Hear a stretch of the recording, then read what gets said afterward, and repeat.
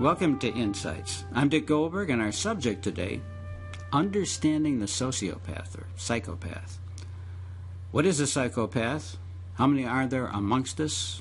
Are they all criminals? If not, where else do they have a negative impact on our lives? And what to do about that? Our guest today is a renowned national expert on the subject of sex offenders and criminology and sociopaths or psychopaths, Dr. Anna Salter. After graduating with a PhD in clinical psychology from Harvard, she's gone on to write 8 books. Actually, 5 of them are novels. That Mysteries. Mysteries, okay. 3 of them are important books on the subject of crime, sex offenders, and predators. And she is a consultant to the Department of Corrections in Wisconsin and lectures throughout the world on helping people with this issue, helping people in prison systems work with offenders, and helping others guard against the crimes they may commit. Thanks for being with us, Anna. My pleasure.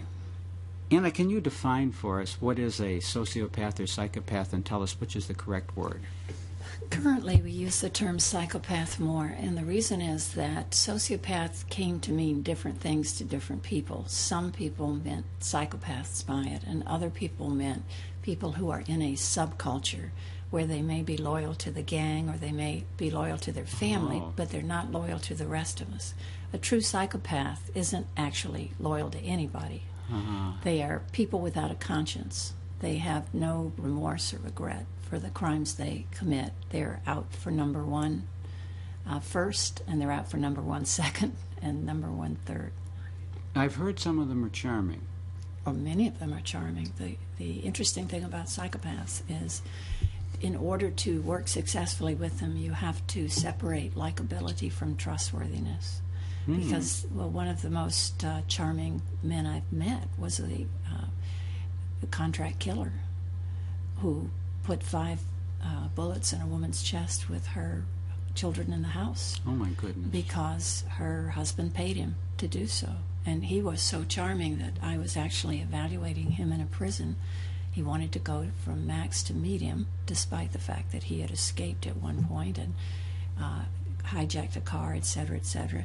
In any case, the interesting thing was staff came into the room where I was reading the records and said, "You don't have to read the records. This guy is wonderful. No. He would be a boon. He would be a role model if he went to medium."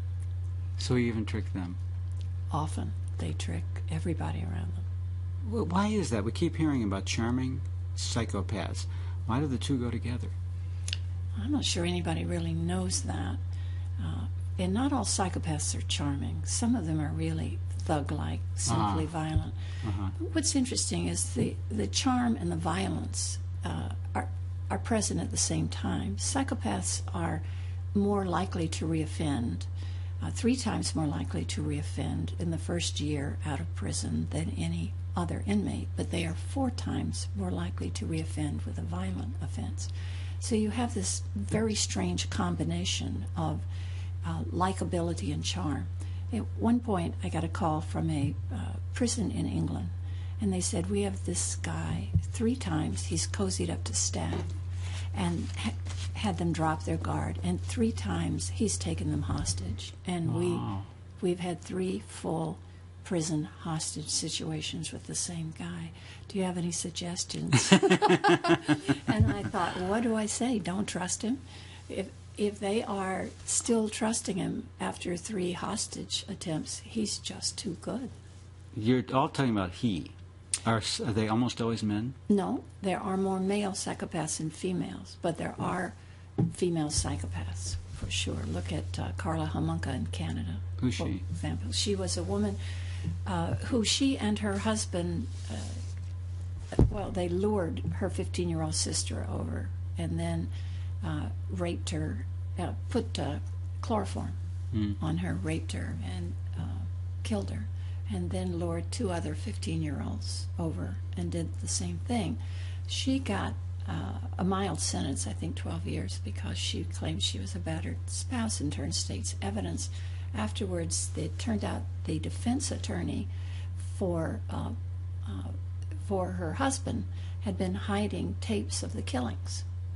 And she was actually the one who killed her sister. Wow. And she was, the people who saw the tape said, more sexually excited by the rapes than he was. So now, there are female psychopaths, but I want to be clear, not all psychopaths kill people. Mm-hmm. Many are check forgers or something in that order. The point is they do whatever they want to do. If they want to kill people, they have no inhibitions. If they want to scam money out of people instead, they have no inhibitions. What about the consequences of their acts? Aren't they smart enough to realize this is going to lead to prison and trouble? Two things. Some of them they're often grandiose. That's part of the construct of psychopathy. So they often think they're smarter than everybody else. They'll say things like, the prison guys, they're slow. Police, they're slow. I'm not slow. I'm smart. Mm. And I'm tempted to say, well, actually, you're in here and they're out there. Mm-hmm. So, not so. But many of them do know they're going to prison. And one offender said to me, I liked robbing banks. I liked being chased by the police. You got all this money. You can do whatever you want. It's kind of fun. And you know you're going to prison. Yeah. You know you're going. So you just have all the fun you can. Now, is there a difference in the crimes committed by female versus male? You mentioned check writing or whatever. Not really. There may be fewer female psychopaths, but they have many of the same characteristics as male psychopaths. Is it a clear line, you aren't a psychopath, or is it a scale where people have some tendencies and more, and you get to a certain area, so they have so much tendencies, we'll call them a psychopath? It's a scale.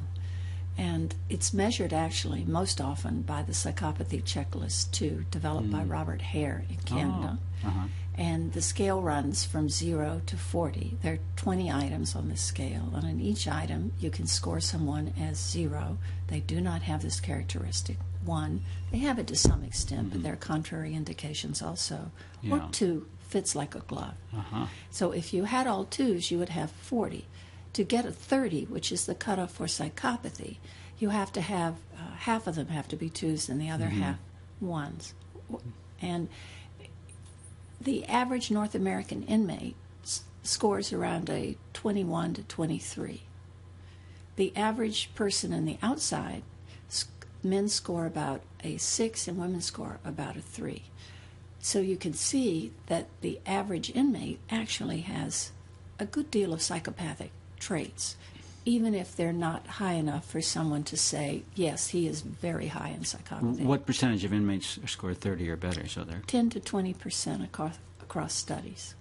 It's a significant number.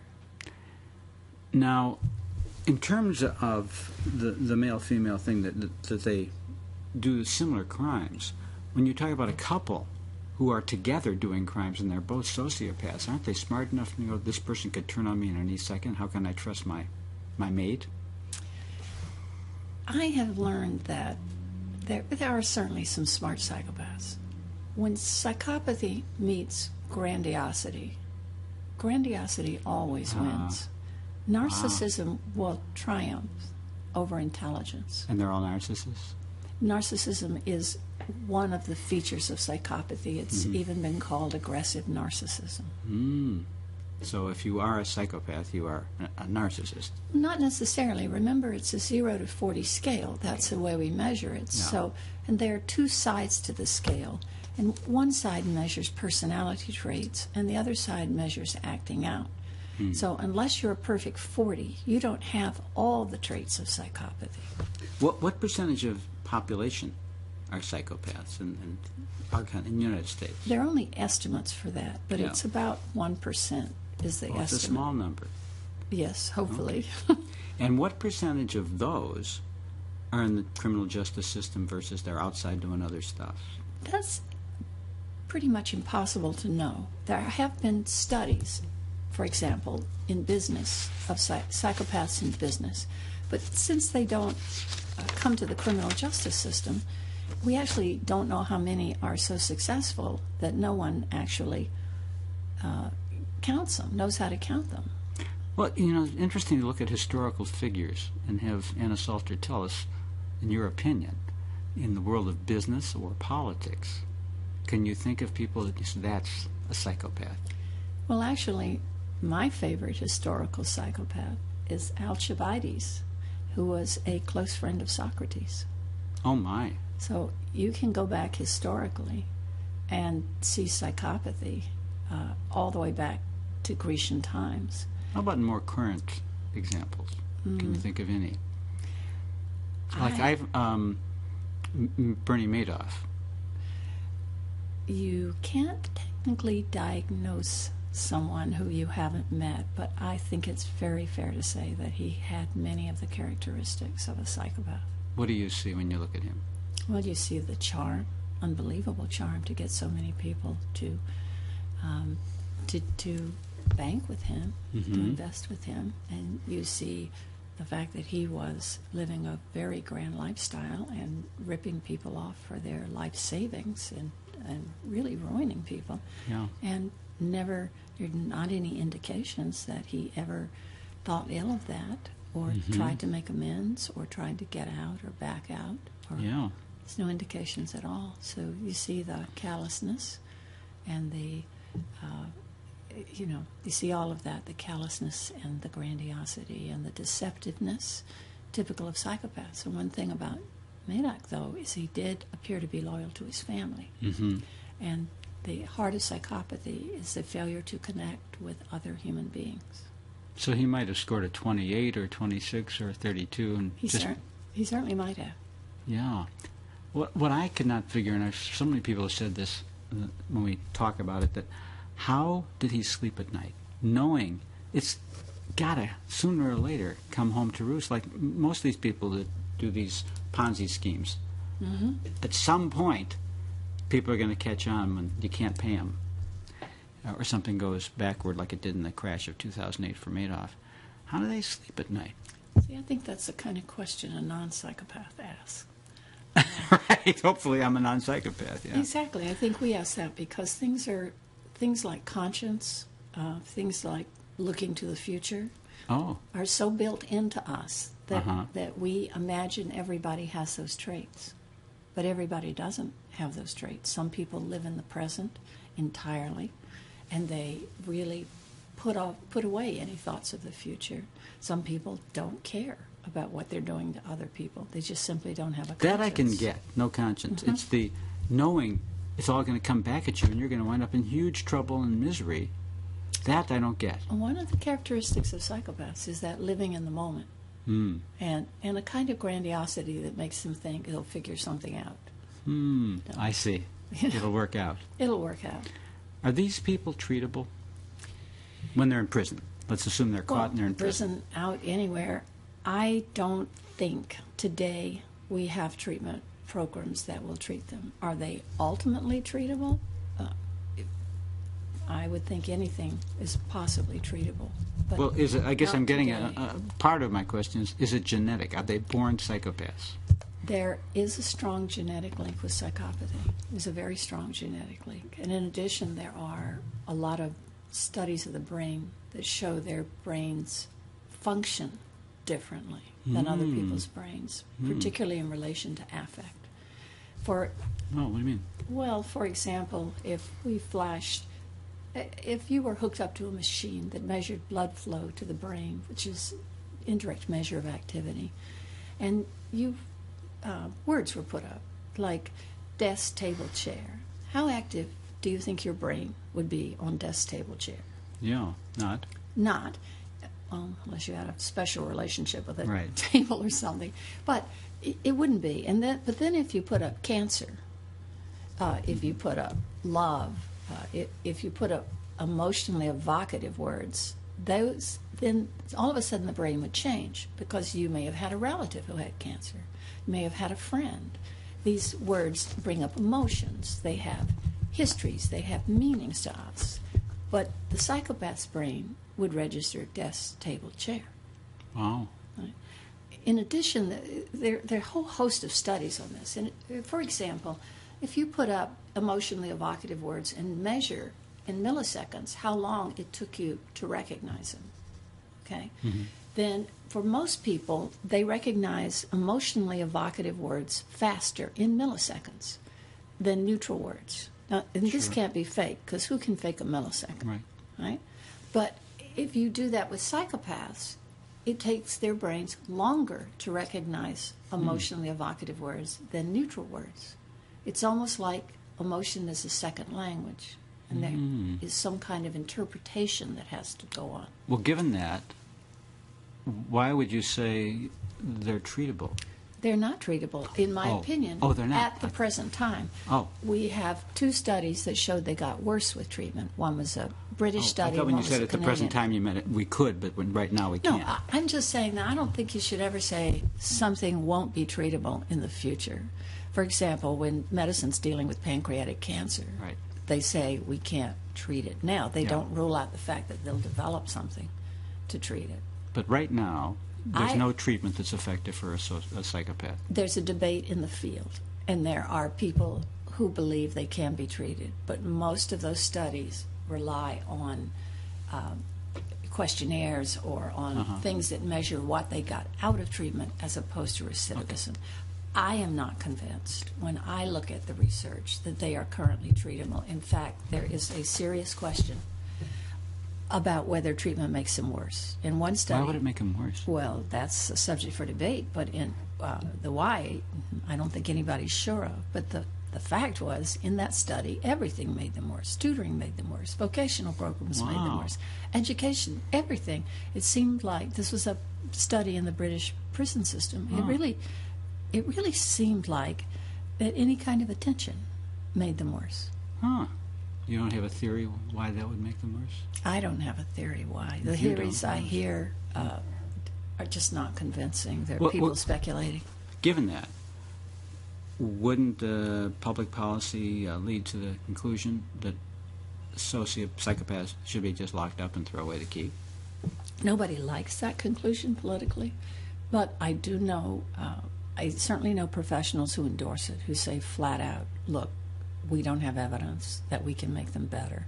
Treatment may likely make them worse, and they need to serve whatever sentence the crime calls for. Sure.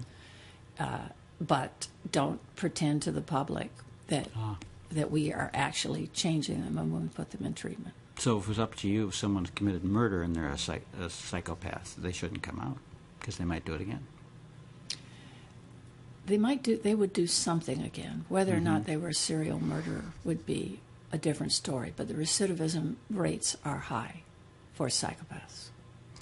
Not to beat a dead horse, but I'm just fascinated with this idea of charm and no conscience and no empathy, I assume. I make videotapes of offenders talking about how they fool people. Well, I guess they're called DVDs now, but anyway. Yeah. How they fool people, and I ask them questions like that, and I get answers like, I never knew what that word meant, empathy. I could fake it. This is a quote. I could fake empathy, but I never actually knew what they meant by that, and that fascinates me, that someone could fake an emotion they don't have. Yeah. I would really think if you went to Mars and Martians were there and they had an emotion called galop and you didn't know what it felt like, that it would be impossible to fake it. Pretty interesting. Well enough to fool a Martian, but they actually can do that. So if you're their girlfriend or boyfriend, they can make you feel loved. Well, they start out making you feel loved, for sure, but it often changes after the marriage. I was working on a case yesterday in which he started the physical abuse on the honeymoon. And before that, he had treated her like a princess. Wow. And once they were married, everything changed. He wasn't allowed to have a cell phone. He was extremely controlling. She was beaten regularly. This particular guy eventually tried to, when she divorced him, tried to kill her. He came very close to doing so. Where is he now? I was interviewing him in a maximum security. Actually, I was not interviewing him. I was reading records about him in a maximum security prison. I was going to ask if he's a likable guy. Absolutely, he's likable. Have you met him? Yes, I did. I tried to interview him, but he wanted to talk to his attorney first because he is filing a lawsuit against corrections. I see. Why did you like him? Why was he likable? I don't know if you liked him, but why was he likable? They're very personable. They have a very genial manner, I say again, to be successful, you have to face the fact in working with them that you are going to like some of them. Mm-hmm. You just have to let that never influence your analysis of risk. Let me ask you, you ever watch The Sopranos? No, I've never have. Oh, darn. But when you've got to have seen some stories of Al Capone or movies of gangsters. Sure. Do you think most of those guys are sociopaths, psychopaths? Psychopaths? Certainly there's psychopaths among them, and there are definitely psychopaths among the serial killers. I couldn't tell you how many were psychopathic, but it's certainly true that many did not appear to have a conscience. Wow. And if we look at the crimes they do commit, is there any priority, one crime that's more dominant among psychopaths than others, or is it just pretty across the spectrum of crime? Psychopathic violence is more instrumental than emotionally reactive.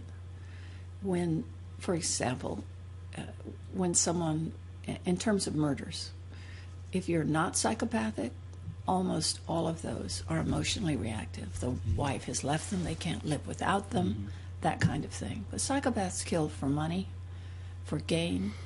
Most often, if you leave a relationship with a psychopath, they just move on because there's no real attachment there. I see. Yeah. Now, they are more likely to target men. Much violence against women is emotionally based. And they are more, as I said, they're more likely to do it for some concrete gain. So if you were doing a career counseling thing with a psychopath, contract murder is a good career choice. Many of them seem to think so. It wouldn't be high on my career counseling.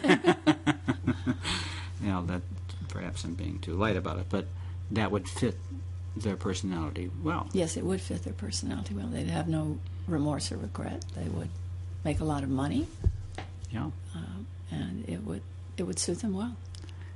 The people who are psychopaths and aren't in the prison system, who haven't committed a crime, do they get married and have children and have lives that look normal from the outside?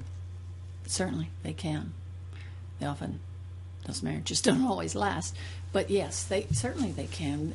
In fact, it's been said that one of the drawbacks to the psychopathy checklist is that it measures failed psychopaths, because it was so normed on people in prison that they measure an acting out component, antisocial component, failure on conditional release, number of the different types of crimes they've been convicted of that aren't, those factors actually don't relate to successful psychopaths. That's right. They didn't get caught.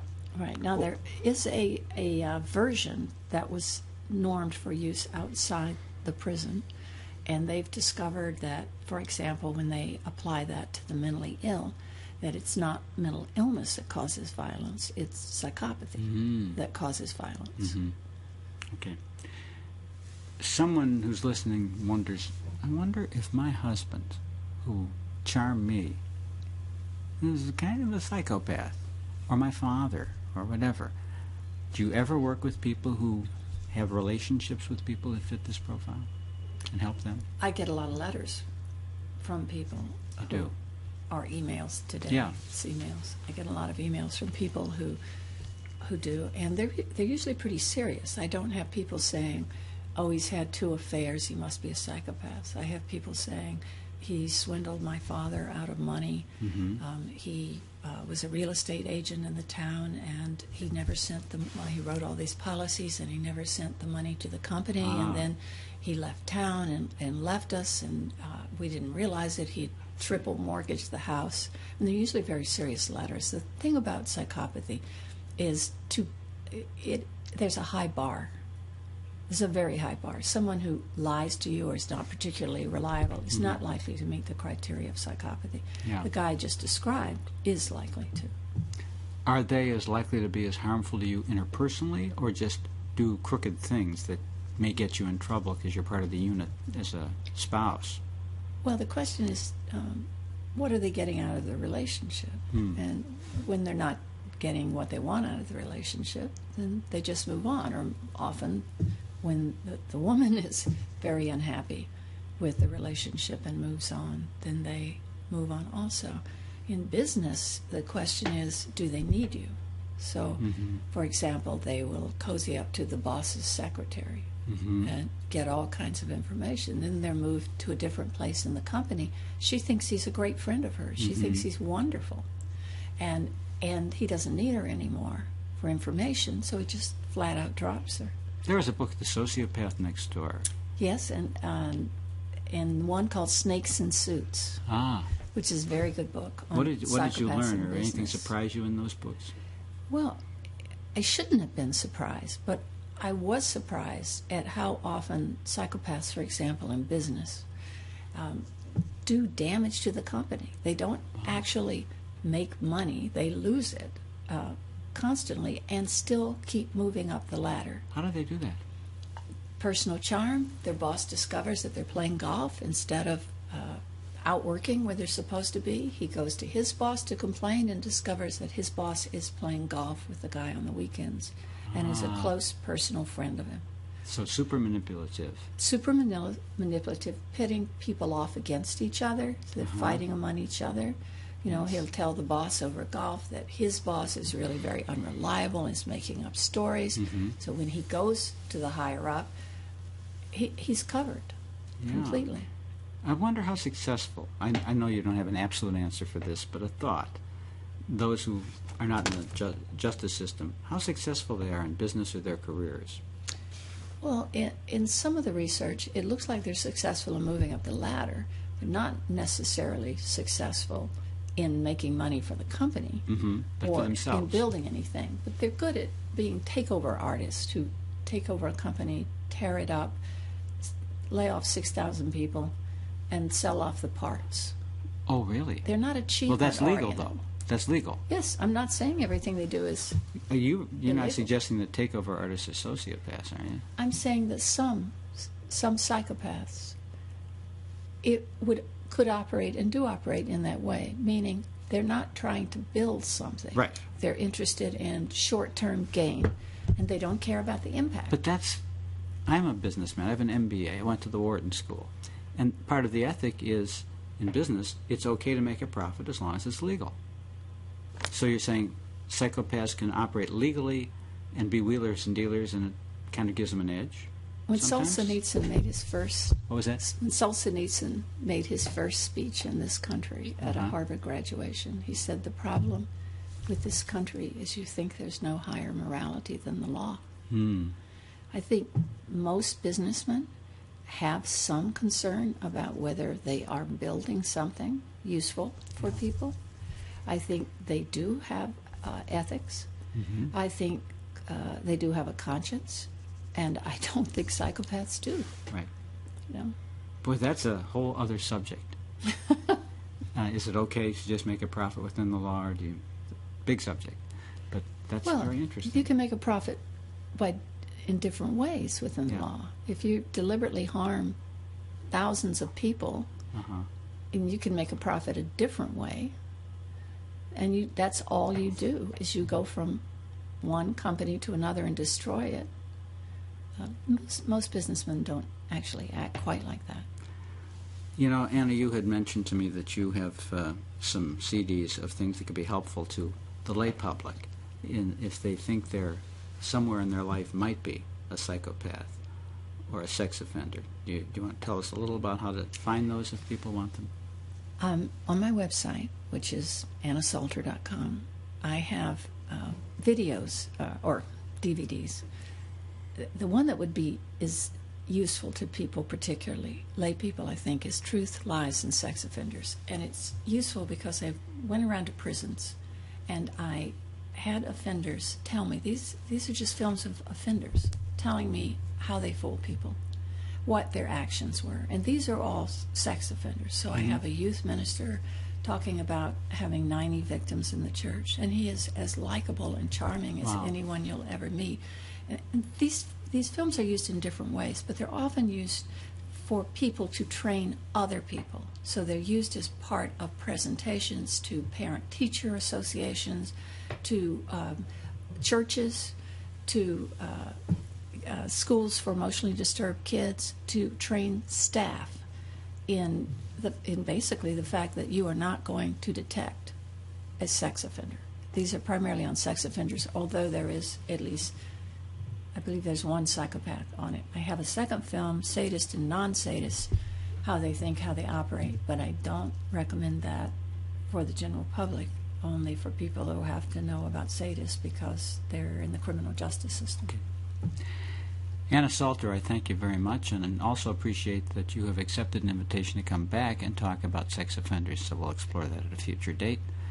Thank you for joining me, and I hope you'll join us on that next edition of Insights.